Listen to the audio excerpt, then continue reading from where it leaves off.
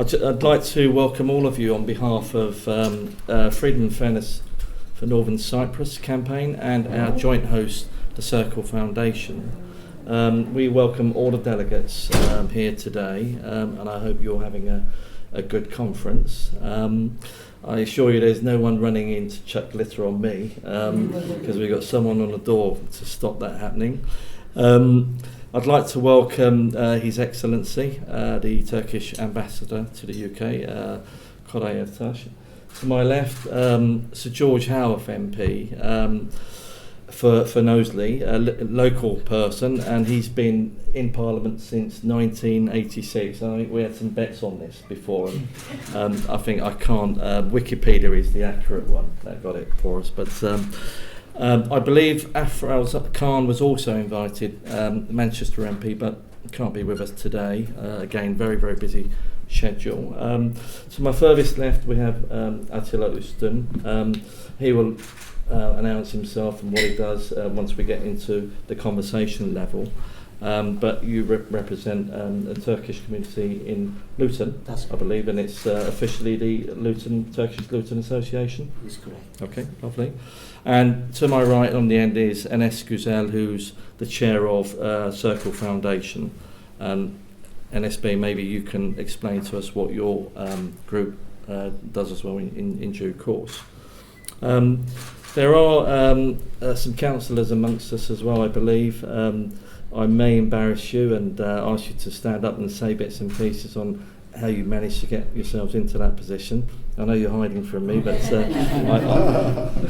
and feel free to help yourselves with food and drink at any point in time. Right, I mean, the subject matter, I hate to disappoint one or two of you in this room, is not about Cyprus.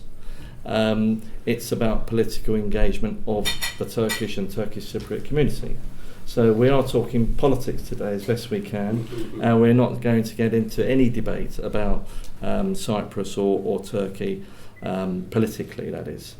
I'll do a brief introduction about who I am, and if you're at the event yesterday on Cyprus, we did discuss particular aims and objectives of the Freedom and Fairness campaign for Northern Cyprus. Just this campaign seeks to encourage trade and strengthen the UK's relationship with Northern Cyprus and its people. It aims to raise the awareness of TRNC, champions Britain's 300,000 strong Turkish Cypriot community in the UK, and build on the existing bond between the UK and the TRNC.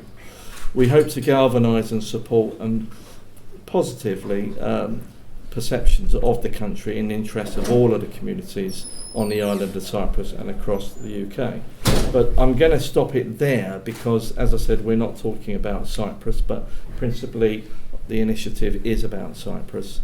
But we're going to discuss about local issues, local politics and engagement in that particular subject area. So I've got my set discussion points, and I'm going to be jumping in and making sure that they're covered within this discussion here. I want it to be a little bit more interactive than usual, so therefore I'm not going to be reading from my script for now, but what I'd like to do is firstly reach over to my ambassador and ask how we could get the Turkish and Turkish Cypriot community engaged in politics in the UK.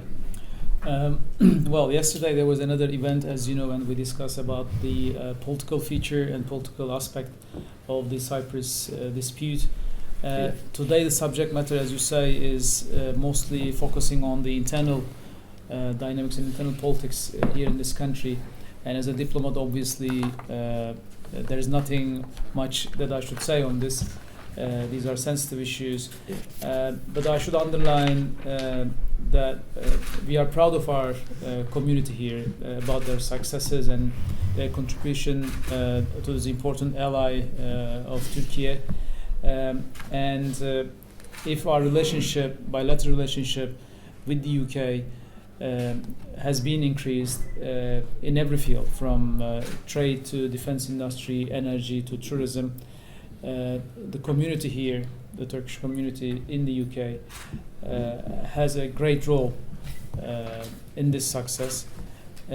Obviously, as nations, we are having common challenges, problems, and sometimes we are having differences. But when you have an active diaspora, which is very much integrated into the fabric of the society, they are also pulling up the relationship. Yeah. And we have been seeing it in our ties. So I'm grateful to our community members and also people like Attila Bey, Enes Bey, our councillors, who are leading actually our people in every field. I believe that the UK is also and will continue to be as such is different than continental Europe, many European nations in that regard, of embracing diversity and differences more and more. Yeah. As you know, there is a big Turkish community in Germany, for example, Yeah. Or in Austria, Belgium, the Netherlands as well.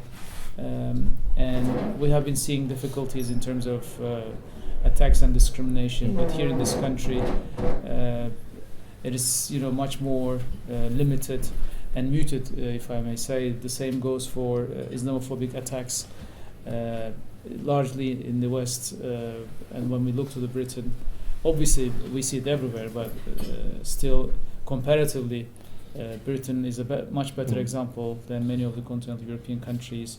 And in this, obviously, the culture in this country, plus the active presence of British Muslims and British Turks in that manner, their contribution and their dynamism also contribute to this wealth. So I shall stop here in terms of not moving forward. Obviously, we are encouraging our kinsmen everywhere in the UK to be more involved and to be more integrated in this important country. And the more they're integrated, the more the relationship moves forward to further levels. Yeah. Thank you, Ambassador. I mean, in terms of the actual numbers, we don't have, I'm afraid. I know we worked with the ONS, for example, to try and get real data on how many Turkish Cypriots there are. And I think the official figures are disappointingly low, but at least we have an official figure of Turkish Cypriots of 100k. But unofficial figures for Turkish Cypriots alone are circa 300,000. And I'm assuming that there are at least a couple of 100,000 Turkish mainly. Sure. So 500,000, we're safe to say. I think we have a couple of statistics on our own, for example, because as you know, Turkey allows its citizens abroad to vote, for example. We have some voter database, and in the recent elections, the registered numbers of voters, for example, was under 27,000. So if you just multiply with the children, you reach a number like 250, 300,000. The same goes in our consular section. Again, we have about 300,000 registered Turkish citizens who are getting consular service at the embassy. So all in all, with the Turkish Cypriots, we are talking about a community of more than 500,000. I mean that's safe to say, really. So I mean the question really is, in London, circa 2022 councillors, for example, for all the parties of Turkish Cypriot origin, heritage. Would you say that's a low figure, given that the population of that community is circa 500,000? And if it is, this is really why we're having the conversation. Well, I don't want to comment on this, but what we encourage, as I say, everywhere, is that people should integrate into their societies. And when you judge the level of integration, obviously political participation is a very strong denominator. Some people doesn't necessarily interested in politics, but especially with the younger generations, we are seeing more and more interest, which makes us happy, honestly. Yeah, okay, that's a fair comment.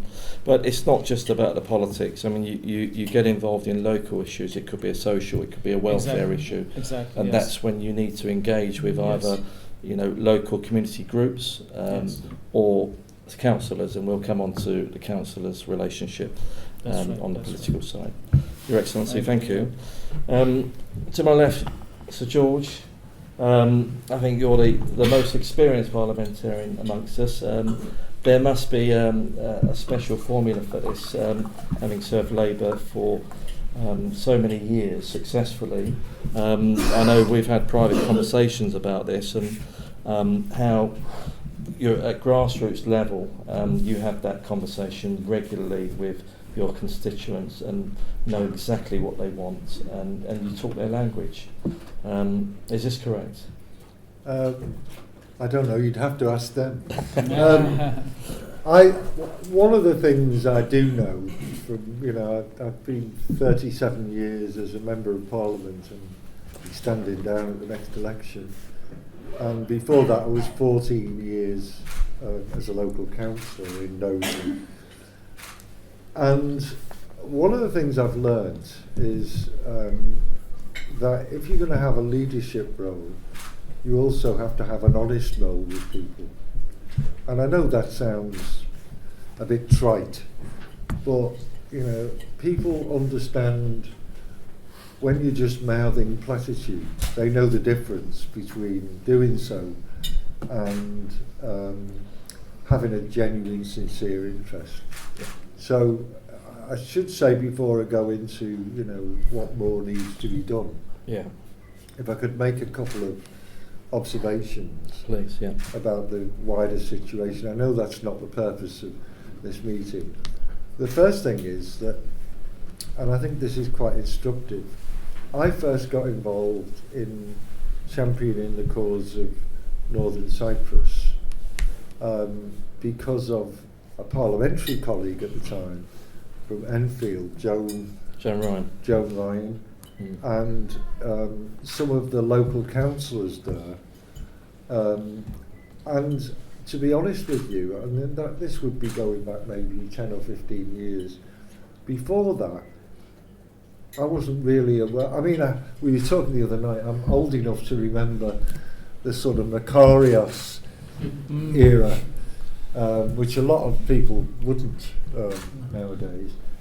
But really my knowledge of the fate of Northern Cypriots in Cyprus was very small, and it was only through almost accidentally some colleagues briefing me on it that I got to know more and became supportive. Yeah.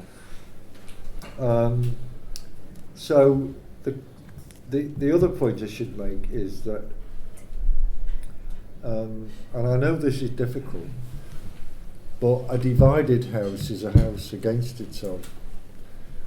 And I know there are different views, and I'm not going to preach to you about which is the correct one, but I think there needs to be some unity about the way forward. And I know that's difficult because some people want a united Cyprus, other people want an independent Northern Cyprus, but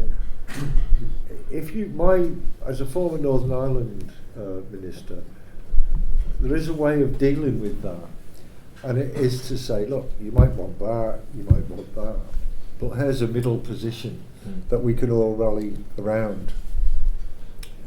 The second thing is, I don't know how you deal with this, but I mean it's a problem that needs to be addressed.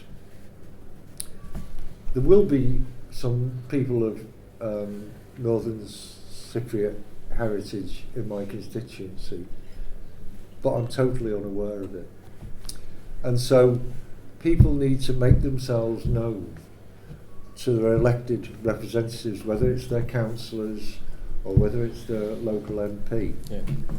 Because otherwise, how are those elected into public office going to know what the situation is and why there is an injustice that needs to be addressed? And the final point, I suppose, for now, at any rate, is you need to extend the influence you have on parliamentarians. We were talking the other night, and I'm being brutally honest here. The Greek Cypriots have got a much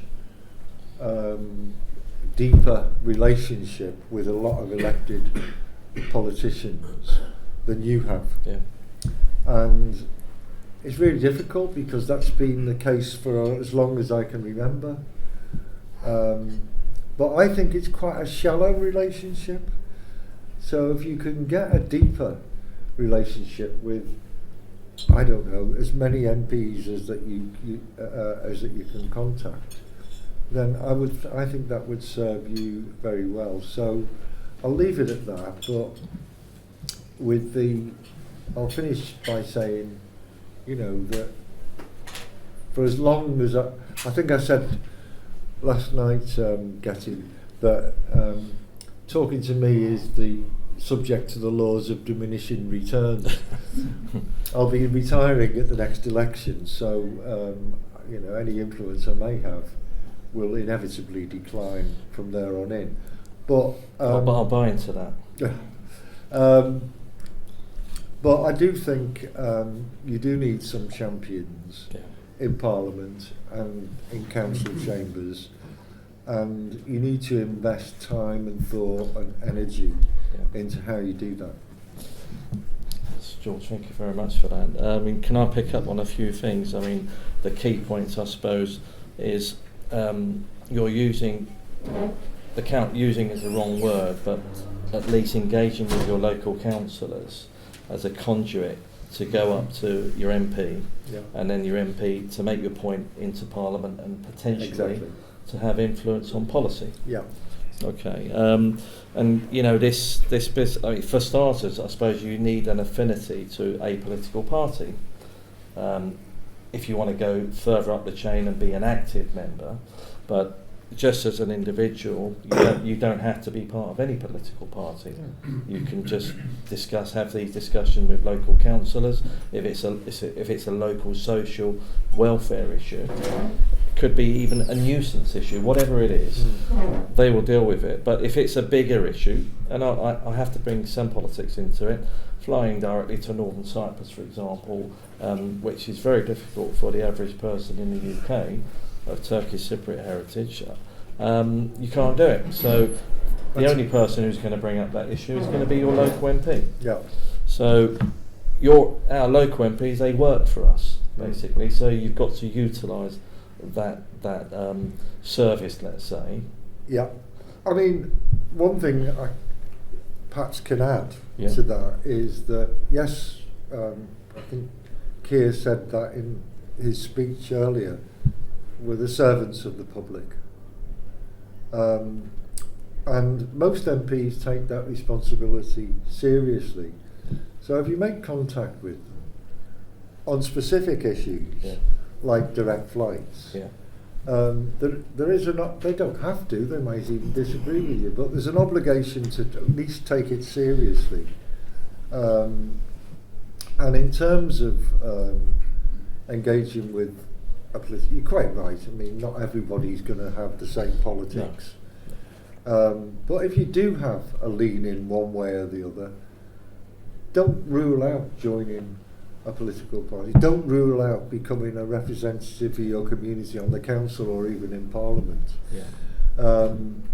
Because that is the way, in the end, you get things done. Yeah, it is. And on the point, if as an individual you might think you're ineffective, you're not. It's just a number. But I think if you were to think more like collectively, coming as a group, and there are existing NGO groups out there, you could join them, and you could become a stronger force. But the ethnic minorities, and that's what we are. We're an ethnic minority in a multicultural Great Britain.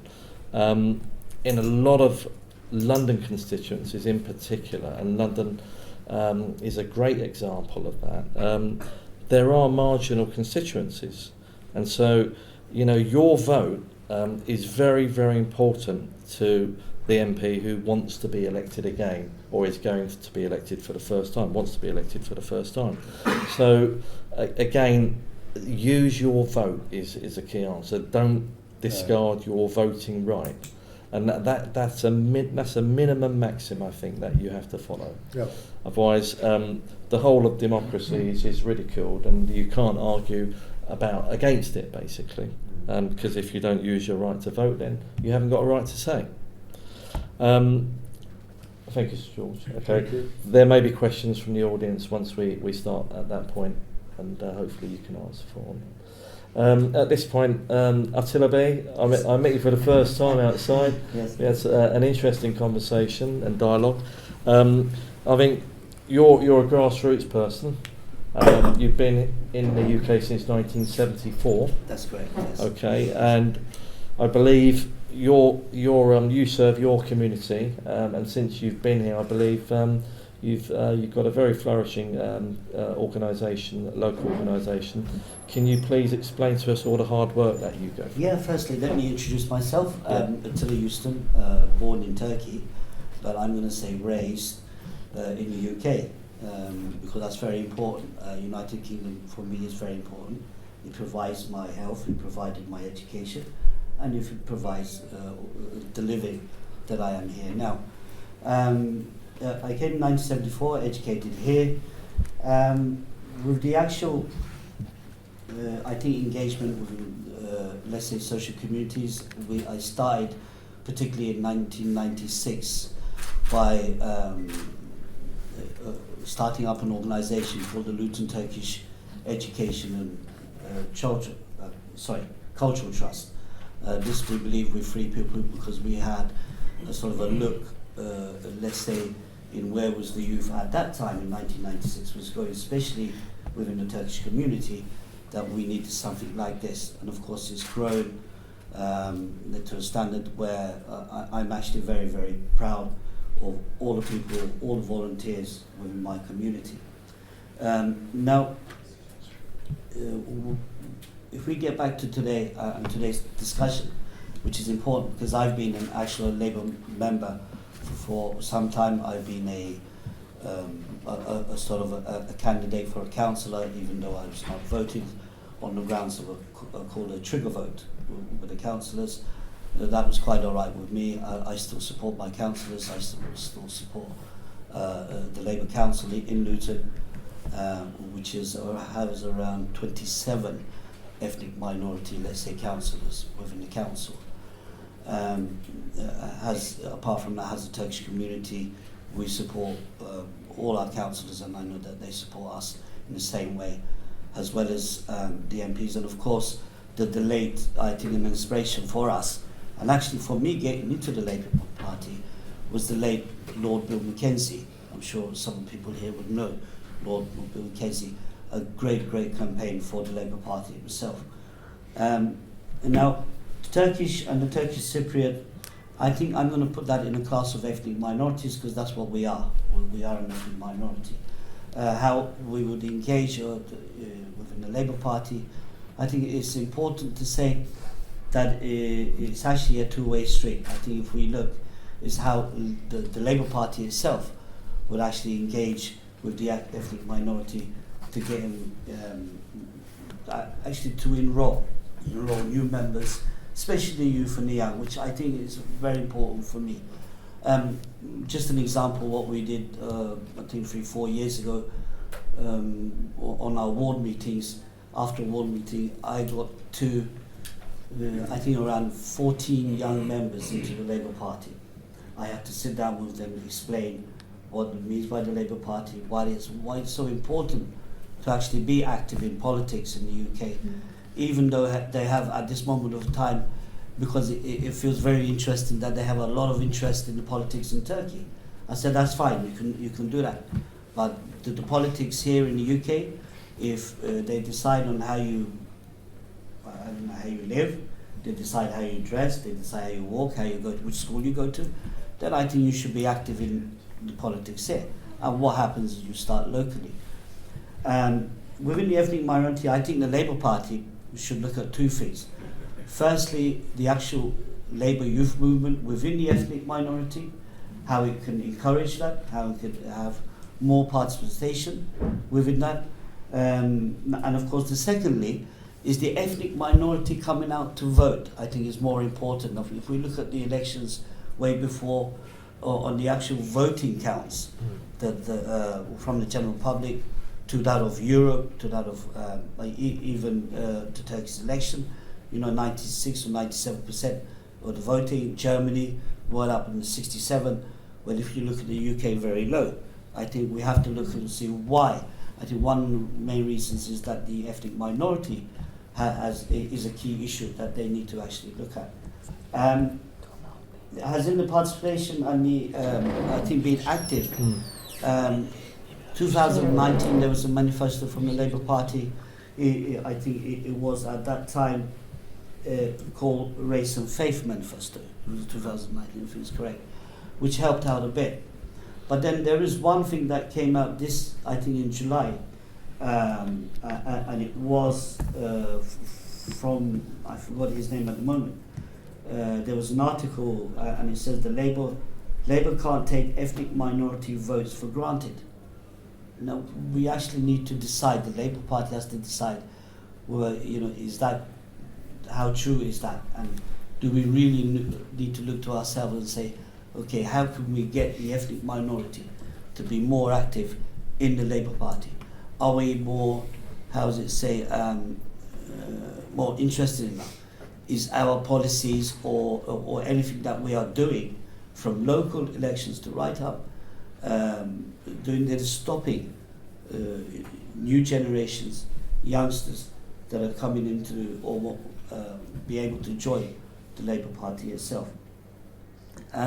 As for the Turkish speaking and the Turkish Cypriots participation in the Labour Party, I think it has grown. There is now more interest.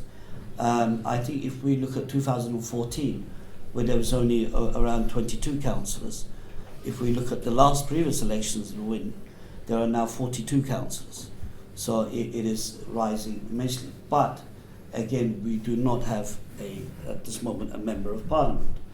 Again, I think that is something that we, including myself, as the Turkish community or the NGOs in the UK, have to really need to look at, sort out some sort of plan that we can work on, that we can get Turkish or Turkish-speaking, Turkish Cypriots a member of parliament. The reason being is not that to say, okay, we've done this, but it's called representation. Yeah. And if you want to hear your voice, it is called representation, right? So as Sir George here said, that there are not many MPs that are with the Turkish Cypriot. Is that correct? Well, that is because there is no representation there. So how can the actual Turkish Cypriots, in genuine, when it comes to all sort of meetings, fringe meetings within Parliament, have their voice heard if there is no representation there for it? And this has to start, like with everything, from grassroots. You can't just pick up somebody and put them in Parliament. You have to start from grassroots for them to have that knowledge, to have that experience. I mean, I'm really proud to say that our first Turkish young lady councillor at the age of 19 from Warwick University, Ayşe Gürbüz, was a first Luton councillor at that time. Unfortunate that she was through, I don't know if you know the story or not, it was in the very national papers and local papers. An unfortunate incident where I think regarding anti-Semitism, that she had to resign and seek her career elsewhere. But at time before that, Ayşe Gürbüz, it was one of our what we call young members of the Labour Party that we introduced, has the Turkish community, organisation, and then we made sure we got her I think a very experienced councillor of Mahmoud Hussein to I think see her through the actual stage, and also help from I think Gavin Shukar MP at that time. But at least for some time we had a councillor from outside of London. Can I just stop you? I'm sure you're coming towards the end anyway, Yeah. but at this point, it's worth mentioning that we have two highly successful in London Turkish Cypriot Council leaders. Okay, Absolutely, yes. and they have risen through the ranks at, from grassroots level. The next step, I'm guessing, will be MP level. We hope, but yeah, I mean Enfield and Haringey, I believe, Paray Ahmet and Nesil Çalışkan. They're currently both Labour, of course, and both leaders. But if we take a step back from that, where do you think the blockage really is in terms of, we've got the population, and surely, even a 1% chance you're going to pick at least 2 or 3 MPs from that. Is it? Are we bad at picking good leaders? Are we bad at spotting them, nurturing them, or are we just not good enough? I think it's very difficult because engagement to trying to get, because it's grassroots, that we need to talk about the youth. I think it's very difficult to get youth nowadays to engage in let's say, straightforward UK politics, because their understanding or their think of understanding of what UK politics actually means and stands for. I think it's very important. I think it's more of a cultural thing at the same time. There with all of I think ethnic minorities. This including, if we have a look within the ethnic minority, the most successful would be the Pakistani, the Bangladeshi, the Indian, of course. So we need to give them examples. Okay, this is the Turkish community and Turkish Cypriot community. And I think we has let's say local Turkish community or Turkish communities. Well, I think we have a sort of a responsibility to make sure that they understand exactly what UK politics is about, but more importantly, because the theme at this moment is what Labour actually means. Labour and the ethnic minority has been like this since long time, 50 years. I'll give you an example. The very first time, in 1980, I think, my father was an absolute, he loved at that moment Jim Callaghan. Sunny Jim. That's it, yes. So way back from that, we really need to, I think, educate at the same time a youth of today from these two communities into what really the reality, I think, of UK politics and Labour itself. Yeah, thanks, Asil. I think it's worth adding as well that we were at Conservative Party conference last week because we're apolitical on this matter as well. But there are a number of Conservative Turkish Cypriot councillors and Turkish councillors, but we're finding that the issues are very, very similar in taking them to a next level for MP. So even though historically my family, for example, everyone voted Labour because that's the thing we did, but we didn't understand much about it. So even within families you could have a loyalty to a certain party, but how effective is that going forward? And you have to unlock some of that, I think, as you say, internally within family or within the community, because you could have a closer affinity to another political party. It could be a Liberal Democrat, and you could find your way to an MP level, let's say parliamentarian level, through other parties. I think we all know that, not just in the Labour Party, but with all parties, political parties. Yeah. If you want to go from one step to the next step and raise, the main important thing is numbers. Yeah. It is the numbers itself, and the numbers, when I mean, it's the numbers that are going to support you within that process. Yeah. That's important, I think. That's why I think we should get as much as we can of both of the communities, the Turkish Cypriot community, the Turkish communities, engaged in politics itself. Yeah, great. Attila, thanks for that. And I think when we do speak to a number of our councillors out there and ex-councillors, they can maybe tell us how to make that leap of faith into the Parliament world. LSB, would you like to give us your views on how we could get our Turkish and Turkish Cypriot community engaged in politics in the UK? Hello everyone, my name is Enes. I'm the president of Circle Foundation. We are a Turkish think tank that focuses on strengthening Turkey-UK relationship. And this is our second year in organizing the fringe events in the Labour Party conference. And last year actually, the event we organized, Attila Bey was also one of our panelists, was on the political engagement of the Muslim community in the UK, particularly the Labour Party. But later on we have realized that, the Muslim population, Muslim participation is already significantly high compared to the Turkish and Turkish Cypriot communities' political engagement and participation.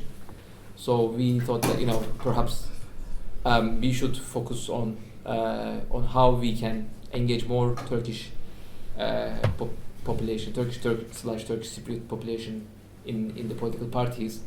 So as you said that compared to we have over 500,000 people living in the UK, and compared to the numbers, the number of councillors and MPs is disproportionate. I mean, it's quite low in numbers. But one thing that I need to emphasize is that although the Turkish Cypriot arrivals in the UK dates back to the 1960s, right? But Turkish arrivals are, the migration to the UK is quite new. So we are talking about 1980s, right? And although we can see that there is significant societal engagement from the Turkish population with businesses and in all other areas, and they are very well contributing to the British society.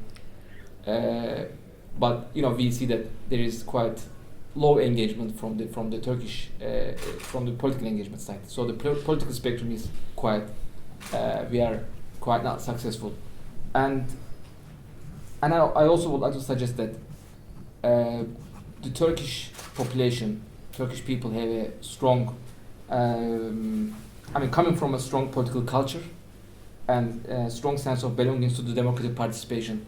For example, in the last elections, if you look at in the Turkish elections in 2023, the turnout was 87%. Compared to when we look at most of the Western countries, the turnout is like it doesn't even exceed 60%. So I think it's all about here. As I say, one thing that might be the factor that the arrivals, for example, compared to the Bangladesh and other Muslim Pakistan communities, their arrivals is much earlier. So they already completed their integration into society. Now they moved. So you're saying there's going to be some sort of a time lag, is the delay? That's one thing. And secondly, I think it's all about political awareness, education. I'm the co-founder of My Life, My Say, which is a grassroots youth political organization. And one thing that we have realized that why the turnout from the young people is quite low is because of the alienation, because of they are not they believe that the current political system doesn't address their needs, right? And also from the lack of education and awareness, we try to address the issue that why the importance of political participation is quite important, because if you don't participate in politics, then you will not have say. Then you will not have say on the matters that affect you, right? So that's why we needed to address these issues through political education and awareness. But it's also two ways. It's not only from the the population side, but also the parties need to be opening and welcoming to these groups, right? So that's why we have a motto. We have said awareness, empowerment, and action. I think that's the most important thing that we need to address first. We need to create awareness why among the Turkish population, among the Turkish Cypriot population, why it's crucial to get involved in politics. and it starts from, I think the minimum that we can do is the voting, right? I think we need to emphasize and highlight to our fellow members in the community that at least we need to vote, because when you vote, then you have a say, and that's your influence starts, and then secondly you slowly get involved, and that starts from the education. People need to know how they can get involved in local party politics, and therefore the associations like Attila Bey is running is quite important in reaching out, and also the numbers that you have mentioned is I think in the individual levels. So I think we need to act as a collectively. That's why those associations, community organizations are quite important. Yeah. Rather than individual level, they are important and they are representing our communities. That's right. But we need to act as a collectively. That's why here the grassroots organizations, youth organizations, are playing a very crucial role in this. Can I just interrupt on that point, because you were there last week as well, and you've seen, for example, the Conservative Friends of Pakistan. Okay, they had a huge hall area, huge. And the amount of interest, and these are just. We're not talking about politicians. We're talking about individuals here with some sort of self-interest, at local level. But yet they were there, and there must have been about 500-600 people in that hall. And it's not just. There are many Conservative Friends of groups, and there are many Labour Friends of groups as well. And I think a stepping stone would be to join one of these groups as well. And I know. There's Conservative Friends of Turkey and Labour Friends as well, I believe. Yes. So again, these are stepping stones that would make that jump into the leap of faith into the parliamentary world easier. That's one aspect of more awareness and more commitment and more involvement and engagement, as you rightly said. The other thing I wanted to pick up on what you just said, NSB, was we know very well that the Turkish and Turkish Cypriot business community has been thriving over here. Yes. And ever since the 60s, when Turkish Cypriots first arrived here, there's highly successful business people, and they've almost assimilated into the British economy. But I know since the 80s, the Turkish business people that have been coming over here, they're even more successful. So that's another good model of how this thing works. And I know there are various business networks that have been set up, and they seem to be attracting the right people. So we know it can be done, and you've just got to put a little bit more effort into it, I think. But in my mind, the Friends of Groups is a starting point. Can I just put a word in there very quickly? Of course, yeah. Regarding, of course, all parliamentary, I think, is Friends groups. The Friends groups, yeah. Now, as BTA, the British Turkish Associations, and spokesman them, we've already done a plan of work on that. So hopefully, within let's say the next 6 months to a year, we will see some fruits from that, with the work that we'll be doing, and that's all parties. Yeah. So to actually some sort of recognition, with of course with the friendship between Turkey and the UK itself. Yeah. If you want to elaborate on BTA, BTA is the umbrella group of 15 community organizations in the UK. Umbrella organizations. Yeah, British Turkish Association is very clear. I just put a deck note on that so that everybody knows. British Turkish Association was formed just before COVID. In fact, we had our meeting somewhere about a year before that, and unfortunately, our sort of being active, that's why we're a bit running late, is because of the COVID period, like everybody else. But British Turkish Association before COVID was around, I think, 12 to 13. We are now up to 29 Turkish communities around the UK. This includes from all the way from Portsmouth to a Turkish community in Aberdeen. So each one that we try to represent We try to be a voice of hopefully we're trying to bring in more members, especially from other Turkish-speaking communities, because what we believe that is that the British Turkish Association has one common denominator, and that is, of course, speaking in Turkish, but are all, let's say, concerns are the same. The concerns the youth of the future, the concerns of course social, and of course the other concern is politics. So them three, let's say, titles that concerns British Turkish Association. That's why it's an umbrella group, is it? Yes, that's absolutely. Yeah. I mean, can I for 15 years I've worked with someone called the Council of Turkish Cypriot Associations, and they were formed in 1983, and we now have 22 associated members, and I think we are probably the oldest, certainly the oldest in the UK as far as I know. With one of our members, they were set up in 1959. Yeah. Kıbrıs Türk Cemiyeti, and I served as their chair for. I worked with them for 6 years, 2 years as a chair, and I'm going to come to the point in a second. Bear with me. It's all community based, okay, and as the members are generally supplementary Turkish schools. We have elders clubs in there. We have 2 lobby groups in there. And we have a real mixed bag in there of what people would like to do locally and what affects them locally. But within that group, we do try to encourage the politics in a nicest way possible. And we've got a friends of group in there as well. And so it's a good way to marry up and engage and spot, pardon the expression, the right people. To push them up the chain to become an MP ultimately.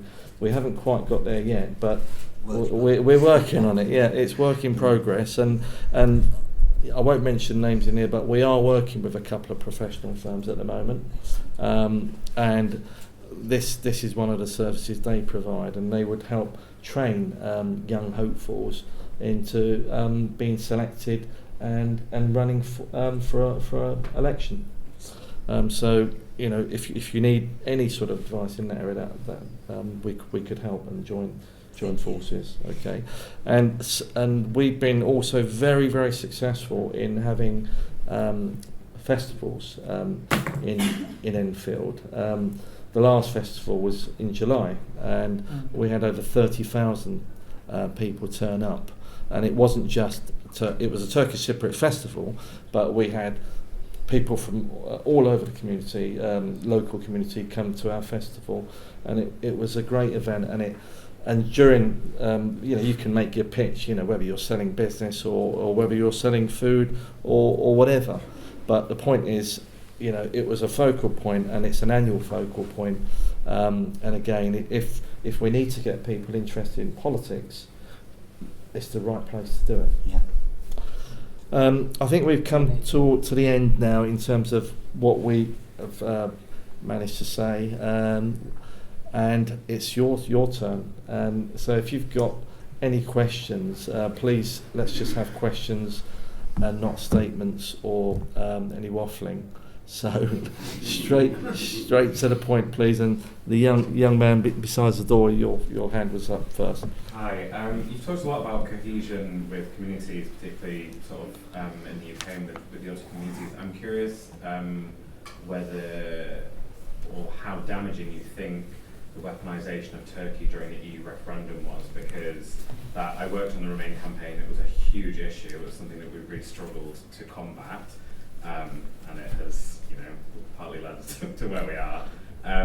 Do you guys have any thoughts on how damaging that was in the long term, and if you guys have seen that in your respective areas of work and communities? Anyone would like to? George? Yeah, I was a Remainer. I think it did do a lot of damage, and I think it has got implications for the future. It did a lot of damage by demonising people and creating this wholly false impression that the UK was going to be flooded with Turkish immigrants.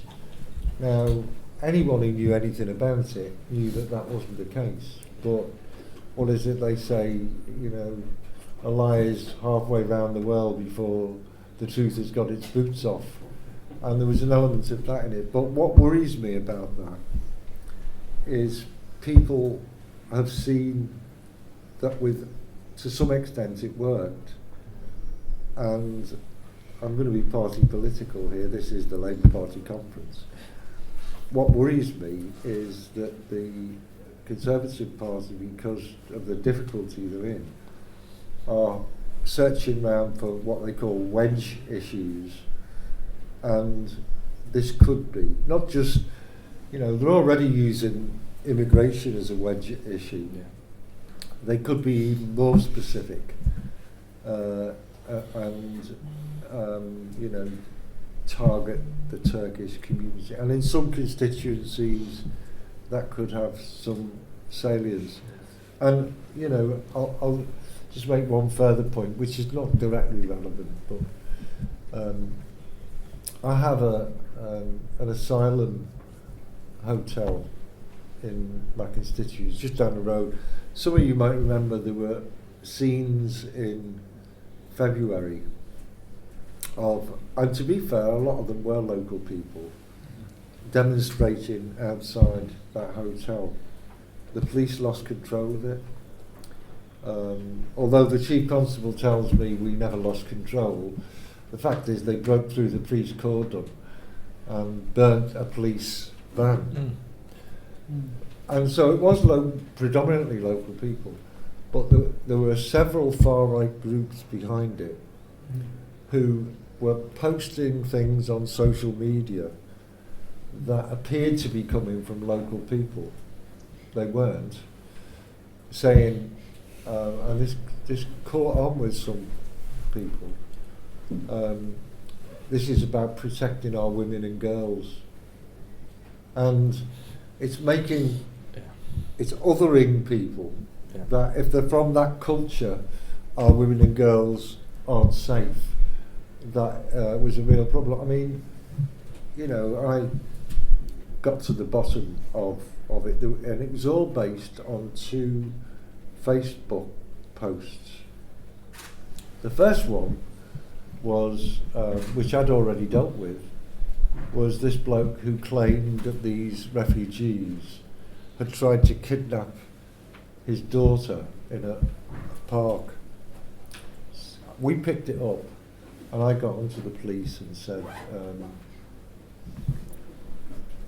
do you know anything about this? And they said no. So they went and interviewed the bloke and said, well, you got this thing on Facebook. Can you tell us about it? When was the incident? You know, where did it take place? And he said, you better ask her. That was his 6-year-old daughter. So you can imagine, it's quite a thing to interview a 6-year-old for the police, but they set it all up in the appropriate way, questioned her, and she said it never happened. Now he's been, he was cautioned by the police, but that is still out there on social media as though it really did happen. And the second one was a video footage of a 14-year-old girl having a conversation with somebody who looked Middle Eastern, who it turned out wasn't even one of the refugees in the hotel. He was there perfectly legitimately. And if you watch it, well, there are 2 things about it. One is it was during a school holiday, and the girl was wearing a school uniform. Now, I think it's slightly unusual for somebody in a school holiday to be out in the street wearing a school uniform, but it may be that she didn't have another set of clothes. It seems unlikely. But it's all, this young man doesn't say a word, but she says things like, I'm only 40. That's illegal in this country, what you're asking me to do. And again, the police investigated it. It was a set-up. But those stories are still out there. And the one point I would make is when, you know, whether it's the Tories or the far right start demonising, you've got to actually get on top of the facts and correct them as quickly as possible. Because, as I started off saying, you know, a lie is halfway around the world before the truth has got its boots on. So the damage is still there, basically. I mean, is what you're saying in a way, unless it, because I can't remember if there was a rebuttal from Turkey on this misinformation, because it was, you know, totally incorrect. It was, you know, impossible for it to happen, obviously, but you know, it was a massive soundbite, and it seemed to have worked. Yeah. Obviously. I think, could I just say, I mean, it worked as in a way, it remained because everybody voted to leave. But the actual story, if we could go back, the story came from Boris Johnson. Is that correct? The actual statement came from Boris Johnson. Now, within the Turkish community, I'm sorry that we found that as a laugh. So we actually, I mean, I could really, at this moment, remember in a meeting we laughed at when I first said that they're using this, you know, as a Remain campaign. That we didn't take it. The Turkish community did not take it seriously because they knew themselves, because they knew that it was firstly fake information and it was false information and fake news. It's absolutely it's true, you know, and the fact that is the actual figures, you know, if people with common sense will say, how did you get to them figures? Yeah. You know, how really could you get to them figures? I mean, if you look at the migration of the Turkish community within the last 10, 15, 20 years, it's still not reached that figures. Now, even if you open up, let's say, it's not going to happen, what it wasn't going to happen, and we knew that as Turkish people, we knew that, because it was us, the Turkish people and the Turkish community, for the last 30 years, have known that Europe would not let us in. So what's going to change? Is because Boris said something, or was the other thing? So it's not going to happen. So that's why it wasn't that much serious. From the Turkish community and the Cypriot community, I don't think there was a problem there. Lovely. Okay, I'm going to take another question. Jan said. Right, it's more of a comment than a question, so apologies. But Can I just interrupt before you even start? You are an ex-councillor. I am an I was going to say yes. Yeah. So I joined the Labour Party 25 years ago. I was reminded of that by Stephen Twigg, who was my first MP and became a friend and is still a friend last year. And I remember thinking, no, I'm not old enough. And then I did the maths in my head. I went, oh, I am. So I've been in the Labour Party a long time. I've served as a councillor. Can I just thank you first of all to George Haworth for his support that he's shown to the community over the years. Right, if anybody has earned retirement, it's you. I really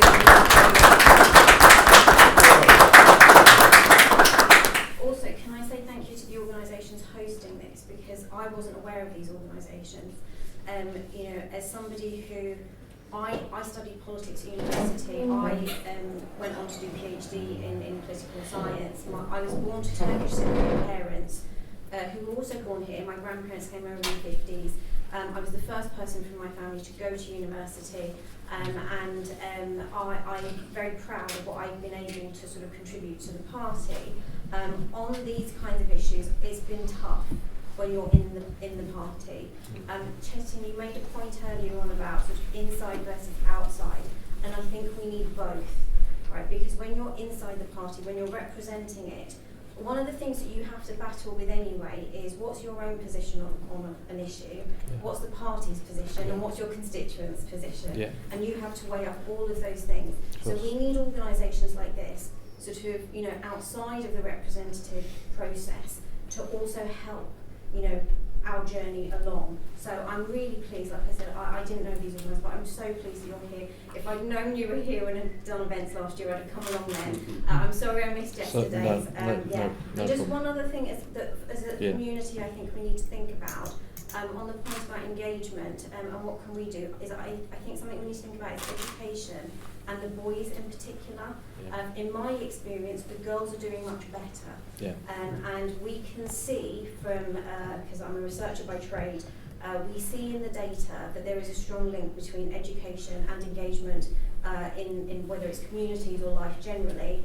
And our Turkish and Turkish Cypriot boys in particular, I think, could do with more support to make sure that they come through. And I don't know how we as a community tackle that, but yeah, just a plea on that. Okay, that's fantastic. I mean, I know you're a great role model, and you're an in-law as well, so I like you even more. But I mean, can I put you on the spot as well, because I mean you were such a proactive local councillor, and you stopped. Yes. So in my case, the reason I stopped was because I couldn't juggle it with my day job anymore. So people who will be involved in politics will know that when you're a local councillor, and I felt at one point I'm letting everybody down, my job, my constituents, my family, because I was, but I haven't walked away completely. No. I've moved out of London. I've moved just outside Cambridge. I thought I was moving to a Conservative area, but it looks like we might be able to take the seat next time round, which is nice. So I intend to sort of get back involved and continue sort of contributing to a party that has been a big part of my life. So I haven't walked away completely. Yeah, well, you know, you could be our next party elect. We'll see, but I'm really pleased you reminded the group of that we've got 2 female Turkish Cypriot leaders in London. So that's such a great advert. So brilliant. Thanks. I think that's very important, because especially with especially coming from the Turkish community and the Turkish Cypriot community, female role models are very important. You know, I mean, I congratulate you for being a councillor for so many times. But I mean, I think we should put a point that role modelling 100%. Is very important within the youth. Yeah, brilliant. Can I take another question? Yes. So I just want to take it back a step in terms of kind of awareness and empowerment. It makes it very difficult, Turkish state as in particular, with its foreign policy and in terms of internal, to have awareness and to be empowered, because if you do say the wrong thing, there is Turkey has one of the highest, it is very clearly documented, it has one of the highest political prisoners and like NGOs, everything, and it makes it very difficult for the other side to speak up. And there is a lot of election suppression, and you are kind of funneled into a corner of it. So in terms of that, it makes it very difficult. I went to Turkey on a first holiday, on a family holiday, and I didn't even make it to passport control. I was napped up, and I was taken to the side, I was shouted upon, and they demanded that I give them my phone. They demanded. They asked me why I was here. I said, I've got a family holiday, it's a birthday, it's my first trip, I've got a British passport. And upon being screamed and shouted at, I didn't give my phone over because it's personal. I'm a woman and I don't want to give my personal phone over to a bunch of men screaming at me. I was detained, and I somehow, for no logical reason, have a lifetime ban. But are you politically active in this country? I'm a Labour member, but I'm a very quiet Labour Party member. I've never had any outspoken anything. And regardless of, even if I was, it's still shocking. I just want to understand the reason why, you know. Yeah, I should respond to that. Yeah, I mean, please. I just think it's very... First of all, Turkey is among the top 5, travel destinations in the world. So we are having millions of foreigners every year coming to the country. And whatever you are saying is, quite exceptional. So I can take your It's information. very, very common on It's all- not common. Come It on. is, I mean, it- nobody will visit the country I know then. many. We are many, having many, I know 50 many people. I know. Sorry, I just wanna, you know, Okay. express. Yeah. Many, it's a very common thing, and numbers speak for themselves. The numbers are out there. And in It's- terms of, Where are the and in numbers? terms, I'm just Okay. giving Yeah, you- I think it's just not I, like you're no, saying. as in, all I'm talking about You're is there's not two talking. sides of there's two sides. Yeah, I'm of listening. the- Please. Can we just take Can you say control whatever here you say and then yeah. I'll respond Yeah, to you? let I the understand ambassador it's very respond. difficult, but this is again like I'm having two people kind of disagree with me, and I understand why it's kind of me saying this, but at the same time we're talking about awareness and empowerment, Yeah. and but we still can't. I'm worried to say this, but everyone's opinion should be appreciated, and there are people within all sides of communities, and especially in terms of Turkey's current foreign policy of invading all. Invading where? Why does that matter? I'm just asking. Why does Can we just have the questions and Could answers I- this yeah, way? absolutely. Because if you Yeah, because if you would like to ask a question, we'll take your question. But yeah. just on the point of invasion, where are you talking about? Where was there an Turkey invasion? has been invading Yeah. North Syria and North Iraq, and it's Well, people are dying. It's video. okay. evidence This of is it, not relevant to the No, no, no, the I'm sub talking the about subject empowerment. the subject matter here The is subject- not Can I relevant. just say, yes, I think I'm going to sort of Yeah. Yeah. be a thingy here, but I find it very, very difficult to understand how you would actually connect awareness and empowerment to actually be in an engagement for the Labour Party and the politics of the UK into Turkey. Could you please be more open?